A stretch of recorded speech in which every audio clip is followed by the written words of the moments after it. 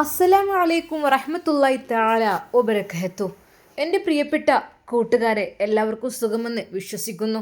ഞാൻ ഇന്നലെ ഒരു കാര്യം ചോദിച്ചിരുന്നു. നമ്മുടെ ഷെഫി ഉസ്താദിൻ്റെ ഭാര്യ സീനത്ത് എന്ന അനുപ്രിയ, അവൾ തിരിച്ചു വരികയാണെങ്കിൽ നമ്മുടെ ഷെഫി ഉസ്താദ് സ്വീകരിക്കുമോ ഇല്ലയോ എന്നുള്ളത്. എന്നാൽ എല്ലാവരും കമൻറ്റ് എഴുതിയിരിക്കുന്നു, ഇല്ല, ഒരിക്കലും സ്വീകരിക്കരുത്, പാടില്ല, അവൾ അത്രക്കും ദുഷ്ടിയായ പെണ്ണാണ്.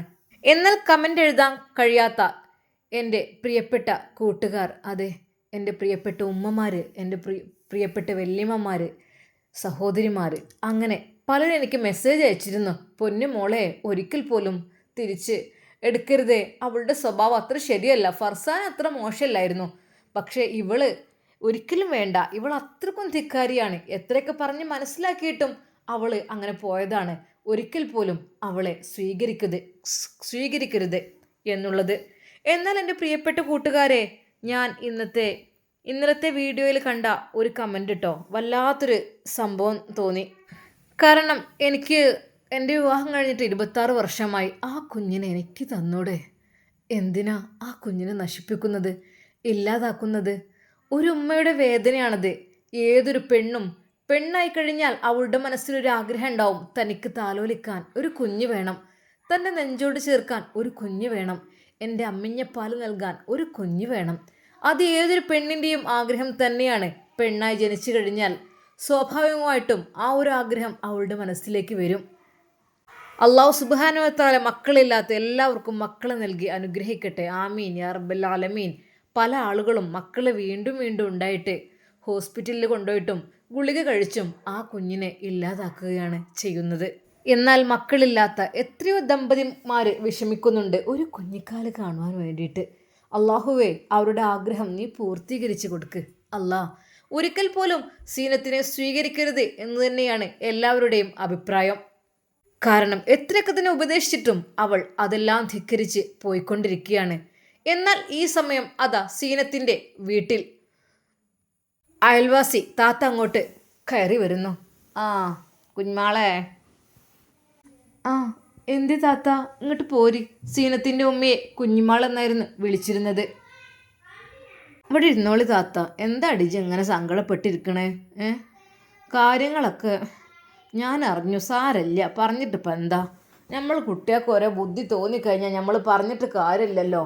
നമ്മളിപ്പോൾ എത്രയൊക്കെ തന്നെ നോക്കിയാലും നല്ലൊരു പുതിയാപ്പിള ഉണ്ടല്ലോ കുട്ടിക്ക്, നല്ല പണിയും കാര്യങ്ങളും പൈസയുള്ള നല്ലൊരു ചൊറുക്കുള്ളൊരു പുതിയാപ്പിള കുട്ടി ഉണ്ടേനു. അതിനൊക്കെ ഇട്ടറിഞ്ഞുകൊള്ളണ്ട് പോയില്ലേ. എന്താ താത്ത കാട്ടുക? ഇപ്പോൾ പഠിച്ച റബ്ബെ നമുക്ക് വിധിച്ചല്ലേ വരുള്ളൂ. ഇജ് വിസ്മിക്കൊന്നും വേണ്ട. അല്ല, ഇജ് അറിഞ്ഞാ ആ പുതിയാപ്പിള ചെക്കൻ്റെ ഇമ്മയും അമ്മായിയും എല്ലാവരും കൂടി ഉംറക്ക് പോയിക്കണല്ലോ. ആ അത് പറഞ്ഞു, അതൊരു വിളിച്ച് പറഞ്ഞിരുന്നു ഞങ്ങളിങ്ങനെ പോവാണ് എന്നുള്ളത്. എന്താ ചെയ്യുക, എൻ്റെ കുട്ടീനോട് ഓൻ ചോദിച്ചതായിരുന്നു. എൻ്റെ കുട്ടീനോട് ഓൻ ചോദിച്ചിരുന്നു, പോര് നമുക്ക് ഇങ്ങോട്ട് പോവുക, ഗൾഫിക്ക് പോരുക എന്നുള്ളത്, അവിടുന്ന് ഉമ്രക്കും പോകാമെന്നൊക്കെ പറഞ്ഞതായിരുന്നു. പക്ഷെ ഓളെ നിന്ന് തന്നെയില്ല. നല്ലൊരു ഭാഗ്യമാണ് ഓള് തട്ടിത്തെറിപ്പിച്ചത്. പറഞ്ഞിട്ട് കാര്യമില്ല. ആ അതൊക്കെ ഓരോ വിധിന്ന് കൂട്ടിക്കോ, അല്ല പത്ത് പറയാൻ എനിക്കാണെങ്കിൽ ഒരു കരടും ഉള്ളൂല്ലേ. ആ താത്ത, എനിക്ക് ഒരു പെണ്ണേ ഉള്ളൂ, ഒന്നും കൂടി ഉണ്ടെങ്കിലും ഞാൻ വിചാരിച്ചു പോയി. ഒരു പെൺകുട്ടി, എന്ത് ചെയ്യാം, ഒരു പെണ്ണും ഒരാണാണ് പഠിച്ചവർക്ക് തന്നത്. എൻ്റെ ചെറുക്കനാണെങ്കിലോ നല്ലൊരു കുട്ടിയാണ്, ഒരു വേണ്ടാത്തൊരു ഓൻ്റെ അടുത്തില്ല. ഓൻ ഇവളങ്ങനെ ഉപദേശിക്കും എപ്പോഴും എപ്പോഴും. പാവൻ്റെ കുട്ടിയാണെങ്കിൽ ഒരു പാവൻ ചെക്കനാണ്.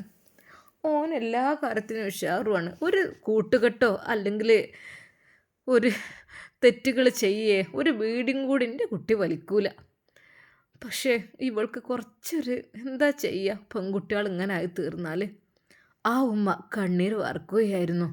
എടി, ഇജൊന്നുകൊണ്ടും ബേജാറാകണ്ട, അതൊക്കെ ശരിയായിക്കോളൂ. ഇജ് നല്ലോണം പഠിച്ചവനോട് തോന്നോ. എന്നാലും ആ കുട്ടി ഇപ്പോൾ എവിടെ ഉണ്ടെങ്കിലും ഉംറക്ക് പോയിനു. ആ കുട്ടിക്ക് എന്തോ ഒരു മട്ടത്തിൽ അവിടെയൊക്കെ നിൽക്കുന്നതിനു. ആ ഭാഗ്യമാണല്ലോ അത് തട്ടിത്തെറിപ്പിച്ച് കഴിഞ്ഞത്. എന്താ ചെയ്യുക, പടച്ച റബ്ബ് നൂഹ് നബിൻ്റെ മോനെ എത്ര കപ്പലിൽ കയറ്റിയിട്ടും അത് കയറിയില്ലല്ലോ. ആ പഠിച്ചോം വിചാരിച്ചവർക്കല്ലേ ഹിദായത്ത് നൽകുക, അല്ലാത്തോലും അങ്ങനെ പോവേക്കും. എന്നാൽ ഈ സമയം രാജേഷിൻ്റെ സ്വഭാവം ദിനം പ്രതി മാറിക്കൊണ്ടിരിക്കുകയാണ്. ആ രാത്രി അയാളതാ പോകുന്നു. അവൾ ചോദിക്കുന്നു, എങ്ങോട്ടാ? അതെ, നിന്നെ മാത്രം കാവലിരിക്കല്ല എൻ്റെ ജോലി. അത് ഈ ഒരു അവസ്ഥയിൽ എന്നെ വിട്ടിട്ട് പോകുന്നത് ശരിയാണോ? ഏതവസ്ഥ? ഞാനെന്നല്ലല്ലോ നിന്റെ ഉത്തരവാദി. നീ വന്നപ്പോൾ മുതൽ എന്നെ കൊണ്ടുവന്നതാണ്. ആ, എനിക്ക് നിന്നെ ഇങ്ങനെ കാവലിരുന്ന് ഇവിടെ നിൽക്കാനൊന്നും കഴിയൂല. എന്നെ കാത്തിരിക്കുന്ന വേറെ പലരുമുണ്ട്. സത്യം പറഞ്ഞാൽ അവൾക്ക് മനസ്സിലായി തുടങ്ങി, അതെ, രാജേഷിന് ഞാൻ മാത്രമല്ല വേറെ ആരൊക്കെയോ ഉണ്ട് എന്നുള്ളത്. അവൾ കരഞ്ഞു പോയി. പക്ഷേ എന്തു ചെയ്യും, ഞാനൊരു ഗർഭിണിയായിപ്പോയി. എനിക്കിവിടുന്ന് ഒറ്റയ്ക്ക് ഇറങ്ങുവാനോ ഓടിപ്പോകുവാനോ കഴിയില്ല. എന്തു ചെയ്യാൻ? എന്നാൽ എൻ്റെ പ്രസവം കഴിഞ്ഞ ഉടൻ എൻ്റെ കുഞ്ഞിനെ വിൽക്കും. വിറ്റിട്ട് അറിയുന്നില്ല ഒന്നും. വേണ്ടാത്തൊരു പണിയായിപ്പോയി ചെയ്തത്. എൻ്റെ ഭർത്താവ്, അതെ, അദ്ദേഹം എന്നോട് ഒരുപാട് പറഞ്ഞതായിരുന്നു, കരഞ്ഞ് പറഞ്ഞതായിരുന്നു, പൊന്നുമോളെ സീനത്തെ, കുഞ്ഞിനെ നീ സംരക്ഷിക്കണമെന്നുള്ളത്. പക്ഷേ എനിക്ക് ദേഷ്യമായിരുന്നു. എനിക്ക് ഇഷ്ടമല്ലായിരുന്നു ഈ ഉസ്താദുമാരെന്ന് പറഞ്ഞാൽ എപ്പോഴും ദീനിൻ്റെ കാര്യങ്ങളായിട്ട് ഇങ്ങനെ നടക്കണം. എനിക്ക് ആണെങ്കിൽ കുറച്ച് പാറി പറക്കാനായിരുന്നു ഇഷ്ടം. പക്ഷേ ഇപ്പോൾ ഇതാ അതൊന്നുമില്ല. അവർ ഇടയ്ക്ക് വരിക, പോകുക, അങ്ങനെയൊക്കെ തന്നെ. അന്നവൾ ഒരുപാട് കരഞ്ഞുകൊണ്ടിരുന്നു.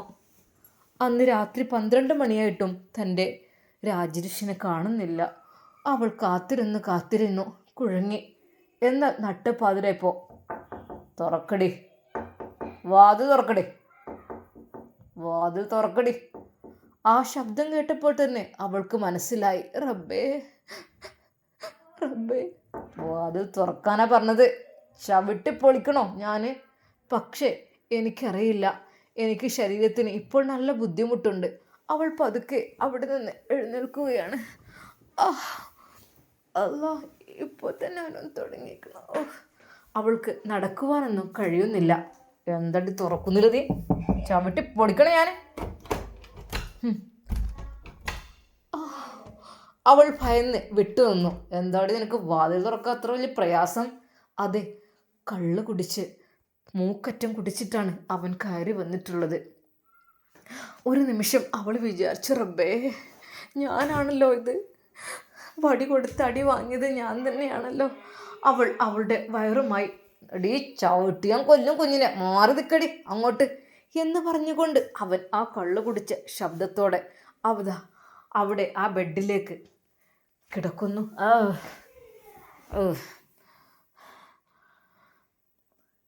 എന്ത് നിങ്ങൾ ഇങ്ങനെ ചെയ്തത്? മൂക്കറ്റം മദ്യപിച്ച് വന്നിക്കണല്ലേ, നീ ഒന്ന് പോടി എന്ന് പറഞ്ഞ് അയാൾ ആ കിടക്കയിലാകിയതാ ഛർദിക്കുന്നു. എന്ന് പറഞ്ഞിട്ട്, അയ്യേ, അവൾ മൂക്കുപൊത്തി മറ്റേ റൂമിലേക്ക് ഓടി. അല്ലെങ്കിൽ ഗർഭാവസ്ഥ. പഠിച്ചോനെ, എന്തൊക്കെയാണ്, എന്തോ ഒരു സ്മെല്ലറപ്പേ. അവൾ വേഗം, എന്താടി? അയാൾ ആ ഛർദിച്ചതിൽ കിടന്ന് തന്നെ കിടന്നുറങ്ങുകയും ചെയ്തിരിക്കുന്നു. സത്യം പറഞ്ഞാൽ ഒരു നിമിഷം തോന്നിപ്പോയി, ഇല്ല, ഒരിക്കൽ പോലും ഈ ജീവിതം മുന്നോട്ട് കൊണ്ടുപോകാൻ കഴിയില്ല. അയ്യേ, എനിക്ക് വൃത്തികേടാണ് കാണുന്നത്. ഒരു നിമിഷം അവൾ ഓർത്തു, അതെ, എനിക്ക് ഷെഫി ഉസ്താദ് വാങ്ങിത്തന്ന ആ പൊന്ന്, അതെ, ആ പൈസ, അതെല്ലാം കുറേശ്ശെയായിട്ട് അവൻ കൊണ്ടുപോയിട്ടുണ്ട്. ഇനി എൻ്റെ അരികിലൊന്നുമില്ല. ഒന്നുമില്ലാതെ ഞാൻ എങ്ങനെ ഇറങ്ങും? പണയം വെക്കാൻ എന്നൊക്കെ പറഞ്ഞ് സ്വർണങ്ങൾ കൊണ്ടുപോയിട്ടുണ്ട്. അവൾക്ക് ആ രാത്രി ഉറക്കം വന്നില്ല. ഒരു നിമിഷം അവിടെ നിന്ന് ഇറങ്ങിപ്പോയാലോ എന്ന് വരെ വിചാരിച്ചു. എന്നാൽ അതാ കുറച്ച് കഴിഞ്ഞപ്പോൾ ഡീ അവളെ വിളിക്കുകയാണ്. അവൻ്റെ മത്ത് തെളിഞ്ഞെന്ന് തോന്നുന്നു. ഡീ, എവിടെയാടി നീ? ആഹാ, അവിടെ പോയി നീ എന്തിനു നിൽക്കുക? അപ്പുറത്തെ വീട്ടിൽത്തോനെ കാണാൻ നിൽക്കുകയാണോ? എന്ന് പറഞ്ഞ് അവളുടെ നേരെ അതാ ചവിട്ടാൻ ഓങ്ങുന്നു. അല്ല, ഞാൻ ആ ബെഡൊക്കെ നന്നാക്ക്. അവൾ ഭയന്ന് വിറച്ചു. എനിക്ക് അറപ്പാണതൊക്കെ. അറപ്പോ? സ്വന്തം ഭർത്താവിൻ്റെ അറപ്പൊടി എന്ന് പറഞ്ഞ് അവളുടെ നേരെ അത് കയ്യോങ്ങാൻ നിൽക്കുന്നു. അവൾ എന്ത് ചെയ്യണമെന്ന് അറിയുന്നില്ല. റബ്ബേ, അത്രക്കും വെറുപ്പുള്ള സംഭവമാണ് ഈ ഛർദ്ദിച്ചതെന്ന് വെച്ചാൽ. അതും മദ്യപിച്ച് ഛർദ്ദിച്ചതാകുമ്പോൾ ആലോചിക്കാൻ കൂടി കഴിയുന്നില്ല. അവൾ പറഞ്ഞു, ഇല്ല ഞാൻ നന്നാക്കൂല, എന്നെ കൊണ്ട് കഴിയൂല അതിന്. നീ നന്നാക്കൂലടി, നീ എന്ത് കരുതിയിട്ടാ എൻ്റെ പിന്നാലെ ഇറങ്ങി വന്നത്? ഒരു ഭർത്താവിൻ്റെ നന്നാക്കൂല നീയേ എന്ന് പറഞ്ഞ് അവളെ അതാ നേരെ റൂമിലേക്ക് വലിച്ചു കൊണ്ടുപോകും. എന്നെ വീട്, എന്നെ വീട്, എന്നെ ഉപദ്രവിക്കല്ലേ, എന്നെ വീട്, എന്നെ വീട്, എനിക്കിഷ്ടമല്ല, പ്ലീസ് എന്നെ വീട്, എന്നെ ഉപദ്രവിക്കല്ലേ പ്ലീസ്. അവൾ കരഞ്ഞു. എടീ, നിന്നെ ഞാൻ എന്തിനാ എൻ്റെ കൂടെ കൂട്ടിയത്? ഇതൊക്കെ നിനക്കുള്ളത് തന്നെയാണ്. ഇങ്ങോട്ട് വാടി, നന്നാക്ക നീയെ, നന്നാക്കാനാ പറഞ്ഞത്, നന്നാക്കില്ലേ നീയെ? അവളുടെ കൈകാലുകൾ വിറച്ചു. ഇല്ല, ഒരിക്കൽ പോലും. അതെ, ഞാൻ ഇങ്ങനെയൊന്നും കരുതിയിട്ടല്ല നിന്റെ കൂടെ വന്നത്. പിന്നെ എന്ത് കരുതിയിട്ടാണ് വന്നത്? നീയല്ലേ പറഞ്ഞത് എനിക്ക് ഇഷ്ടപ്പെട്ട ജീവിതം തരുമെന്ന്? അതേടി, ഇതൊക്കെ എൻ്റെ ജീവിതം തന്നെയാണ്, ഇതൊക്കെ നീ ഇഷ്ടപ്പെടണം, അതാണ് പറഞ്ഞത്. ഒരു നിമിഷം അവൾ തൻ്റെ പ്രിയപ്പെട്ട ഉസ്താദിനെ ഓർത്തു. അല്ലാഹ്, എത്ര പരിശുദ്ധനായിരുന്നു എൻ്റെ ഉസ്താദ്.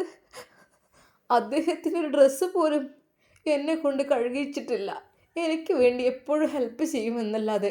അത്രക്കും പരിശുദ്ധനായ ഉസ്താദിനിട്ടിട്ടാണ് റബ്ബേ ഞാൻ പോയത്. വല്ലാത്തൊരു ഗതി റബ്ബേ എൻ്റെത്. എന്താടി കിടന്ന് മോങ്ങുന്ന? നീ മണ്ണിൻ്റെ മറ്റോനെ ആലോചിച്ച് മോങ്ങായിരിക്കില്ലേ? പറയിപ്പിക്കണ്ട എന്നെ കൊണ്ട്. ദയവായി പ്ലീസ്, പ്ലീസ് എന്നെ ഉപദ്രവിക്കരുത്. അത് നന്നാക്കാനാണ് പറഞ്ഞത്. മനമില്ല മനസ്സോട് കൂടെ അവൾ അതാ ആ ബെഡ്ഷീറ്റ് എടുക്കുന്നു. അവൾക്ക് ഛർദി. എന്താടി നിനക്കും ഛർദില? തൊള്ളിക്കാൻ ഒഴുക്കും. കരുതിക്കോ. സത്യം പറഞ്ഞാൽ അവൾക്ക് വളരെയധികം വിഷമങ്ങൾ അനുഭവിക്കേണ്ടി വന്നു എന്ന് തന്നെ അർത്ഥം. അവൾ ഒരു നിമിഷം ഓർത്തു, ഷെഫി ഉസ്താദ്, റബ്ബേ എത്ര പരിശുദ്ധനായിരുന്നു അദ്ദേഹം. ഇസ്ലാമിൽ ഒരു പെണ്ണിനെ നോക്കുന്നത് എന്താണെന്ന് പഠിച്ചതായിരിക്കും ഉസ്താദുമാർ. അതെ, ഉസ്താദുമാരെ പലർക്കും ഇഷ്ടമല്ല, എനിക്കടക്കം. പക്ഷേ അവർ ഒരിക്കലും ഭാര്യമാരെ ബുദ്ധിമുട്ടാക്കില്ല, ഭാര്യമാരെ അവരൊരിക്കലും വെറുപ്പിക്കില്ല.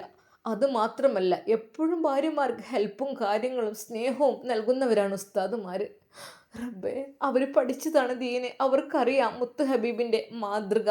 അതുകൊണ്ട് ആരെയും വിഷമിപ്പിക്കില്ല. പക്ഷേ എൻ്റെ ഒരു ബുദ്ധിമോശം കൊണ്ട് റബ്ബേ ഇങ്ങനെയൊക്കെ ആയി തീർന്നു. റഹ്മാനെ, ഞാൻ എന്ത് ചെയ്യും? അവൾ ആ ബെഡ്ഷീറ്റ് കഴുകുന്നതിനിടയിൽ അത് ആലോചിച്ചു. ഒരിക്കൽ പോലും എൻ്റെ ഷെഫി ഉസ്താദിന് ഡ്രസ്സ് എനിക്ക് അലക്കാൻ കിട്ടിയിട്ടില്ല. പാടില്ല. ആ ഒരു ദിവസം തന്നെ ഞാൻ വെറുതെ ഒന്ന് ചോദിച്ചപ്പോൾ, വേണ്ട സീനത്തെ, ഞാൻ ചെയ്തോളാം പെണ്ണെ അതൊക്കെ. പിന്നെ ഭാര്യമാരെ കൊണ്ട് പണിയെടുപ്പിക്കാനല്ലല്ലോ കൊണ്ടുവരുന്നത്. അങ്ങനെ ഇസ്ലാം പ്രോത്സാഹിപ്പിക്കുന്നില്ല. നിങ്ങൾ ഭാര്യമാരോട് നല്ല രീതിയിൽ പെരുമാറുക. അങ്ങനെയാണ് ഉത്തമനായ ഭർത്താവ്, അങ്ങനെയാണ്. അല്ലാതെ പിന്നെന്താ? ഒരാണാണെങ്കിൽ ഭാര്യയോട് നല്ല രീതിയിൽ പെരുമാറണ്ടേ? സീനത്തെ, മോളൊന്നും കൊണ്ട് വിഷമിക്കണം, ഒക്കെ ഞാൻ ചെയ്തോളാം. തൻ്റെ പ്രിയപ്പെട്ട ഭർത്താവിൻ്റെ ആ ഒരു വാക്കുകൾ അവൾ ഓർത്തു. എന്നാൽ ഇത്രക്കും നീചനായ, കള്ള് കുടിച്ച് വന്ന് ഛർദ്ദിച്ച് ആ ബെഡ്ഷീറ്റ് എന്നെ കൊണ്ട് കഴുകിക്കുന്ന നീചനായ ഭർത്താവ്, റബ്ബേ ഞാനായിട്ട് തന്നെ തിരഞ്ഞെടുത്തതാണ്. അമ്പലത്തിൽ പോയി താലി കെട്ടി ആ താലി ചിരട് അവൾക്ക് വലിച്ച് പൊട്ടിക്കണമെന്ന് തോന്നി. ഇതങ്ങ് വലിച്ച് പൊട്ടിച്ച് രക്ഷപ്പെടുകയാണ് നല്ലത്. എന്തിന്? ആ പരിശുദ്ധമായ ജീവിതം ഞാൻ ഒഴിവാക്കിയിട്ട് ഇതാ ഒരു കള്ളുകുടിയനായ ഒരു ഹിന്ദു യുവാവിൻ്റെ കൂടെ ഞാൻ ഇറങ്ങി വന്ന്, അയ്യേ എനിക്ക് നാണക്കേട് തോന്നുന്നു. അവളുടെ നെറ്റിയിൽ അവൻ തൊട്ട ആ ഒരു സിന്ദൂരപ്പെട്ട് അവൾ മായിച്ചു. ഒന്നും വേണ്ട, ഈ ഷെയ്ത്താൻ്റെ കൂടെ ജീവിക്കണക്കാളും നല്ലത് മരിക്കാണ്. ഒന്നും വേണ്ട. അനുപ്രിയ, വീണ്ടും അതാ അവൻ വരുന്നു. എന്താ ചായ ഒന്നുമില്ലേ? ഇന്നിപ്പോൾ എന്താ ആ ബെഡ്ഷീറ്റ് കഴുകിക്കൊണ്ടിരിക്കുകയാണോ? എന്താ എന്താ നിനക്കൊരു മോങ്ങല്? ഒന്നുമില്ല. ബെഡ്ഷീറ്റ് കഴുകിയോ?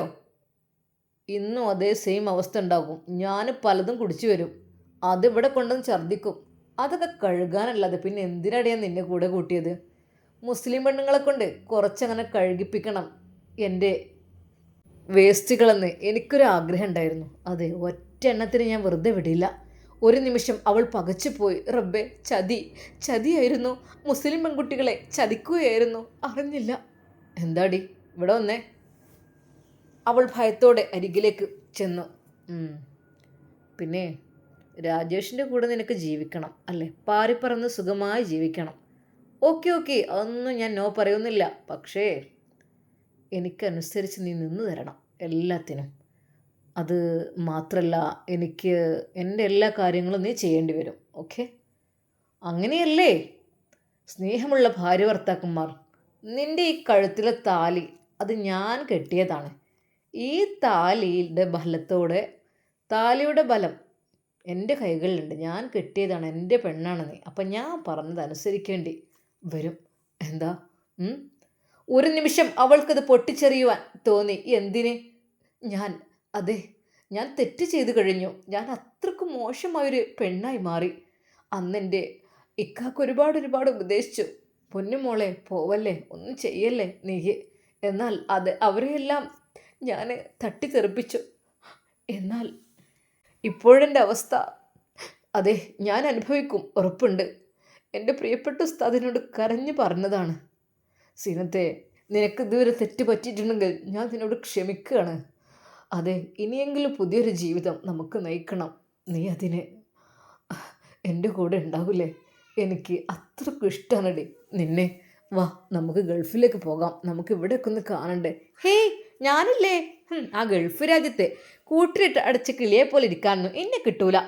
അല്ല, നമുക്കിവിടെ എവിടെയും പോകാം. എനിക്ക് സ്വന്തമായി ഇവിടെ അറബി തന്ന വാഹനമുണ്ട്. അതുമാത്രമല്ല, എപ്പോഴും നമുക്ക് സ്വാതന്ത്ര്യമാണ്. വാ, നമുക്ക് പോകാം. എന്നാൽ അതെല്ലാം അവൾ അയ്യേ ഞാനില്ല ആ കൂട്ടിലടച്ചിരിക്കാൻ.